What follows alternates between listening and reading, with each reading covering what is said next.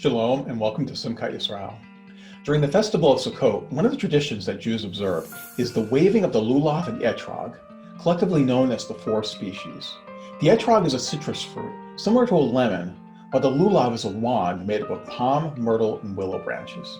Talmudic tradition teaches that these four species, with their different characteristics, represent the diverse nature of all Israel.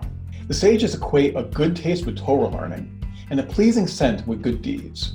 They argue that in order to be a complete and fulfilled Jew, one must possess both of these qualities in abundance. The Rabbis' division of human nature into Torah learning and good deeds calls to mind the distinction made by New Covenant luminaries such as the apostles Paul and James between faith in Messiah Yeshua and the living out of that faith through good works. While some may argue that Paul emphasized faith over works, while James upheld the opposite opinion, both men would certainly agree that mature believers must have both faith and works to truly live up to the example set by Messiah Yeshua. Recently, I had a conversation with a friend who, in a very astute allegory, compared Messiah Yeshua to the ultimate Etrog. The Etrog, with its pleasing scent and good taste, represents a man with both Torah learning and good deeds, or in my New Covenant interpretation of the Midrash, faith and works.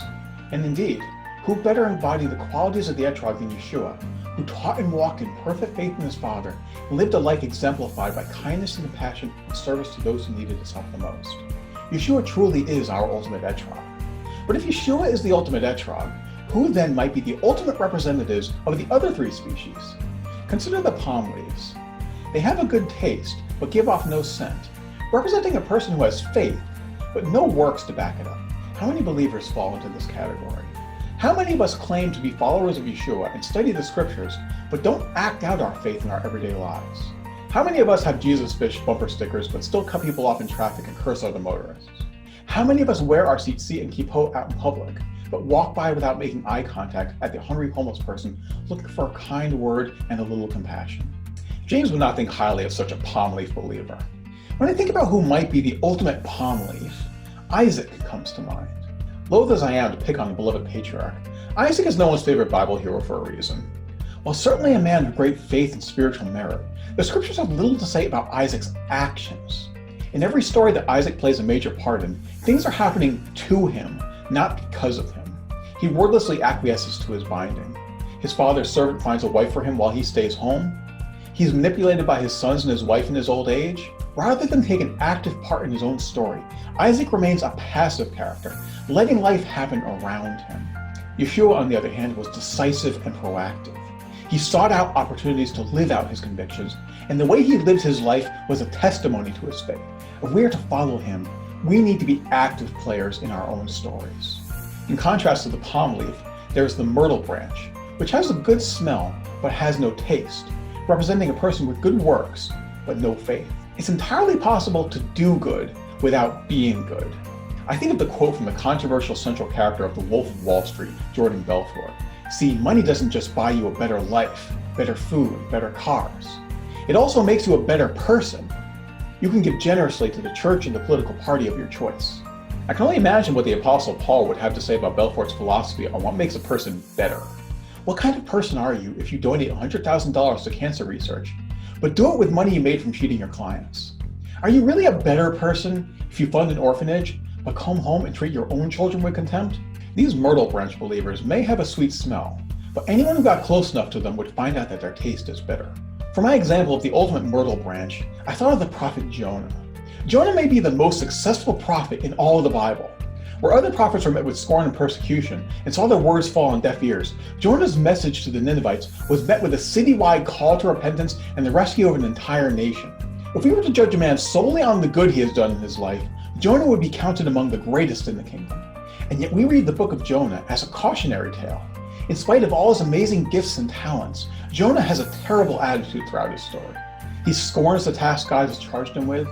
He takes no responsibility for his calamity inside the fish, and he repeatedly complains and wishes for death after he finally grudgingly does his job. While his works are great, his faith and his trust in God's plan is vanishingly small. Contrast his attitude with Messiah Yeshua's. As much as Jonah might have disliked God's plan, no one had a more bitter cut placed before him than Yeshua. Messiah knew that his road led to the cross, yet he went willingly and without complaint, even in the face of temptation to take an easier road. Yeshua had faith in his Father's plan, and if we are to follow him, we need to have similar trust back up our good works. Last, and certainly least among the four species, we have the willow branch, a plant with no taste and no smell, representing a person who lacks both faith and good works. Sadly, the world seems to be full of willow branches. America has seen a dramatic decline in religious belief in recent decades, while the number of people claiming no religious affiliation or belief has risen inexorably. Indifference seems to be the default setting for humanity, as individualism is valued over community, and the pursuit of material gain is valued over compassion for our brothers and sisters. When I think of the ultimate willow branch, it's easy to go for a traditional biblical villain. Pharaoh or Haman or Herod are all easy targets. But I don't think that most people who fall into the willow branch category are inherently evil. Most willow branches just don't know how to be any better than what they are.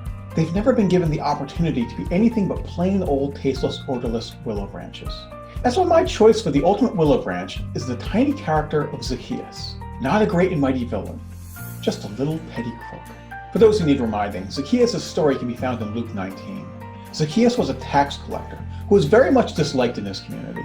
He was considered a sinner and a cheat and a collaborator with Rome. Truly a man with neither faith nor good works to his name.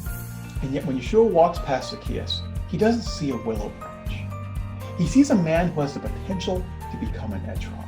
Yeshua had every reason to ignore Zacchaeus, to treat him as a lost cause. But just as we don't toss away the willow branches on Sukkot, but instead bind them together with the other four species, that they may bless each other in their difference, Yeshua saw the good that was inside of Zacchaeus and called him to become more than what he was. By the end of the story, Zacchaeus is pledged to make restitution for his past misdeeds and to continue to do the good works for which he has been made. Yeshua proclaims that salvation has come to Zacchaeus' house because his faith has allowed Messiah to save that which had been lost. This Sukkot, we are all challenged to enter our sukkahs and reflect on which of the four species we fall under. But we can take comfort in the knowledge that no matter where we are in our faith walks, whether strong in works, faith, or neither of the above, Yeshua is always calling to us and giving us the opportunity to be more than what we are today. With Messiah's help, anyone can change their species. Chag Sameach. Shalom and thanks for watching. If you like this video, please make sure to subscribe. And don't forget to visit simchatyisrael.org to learn more.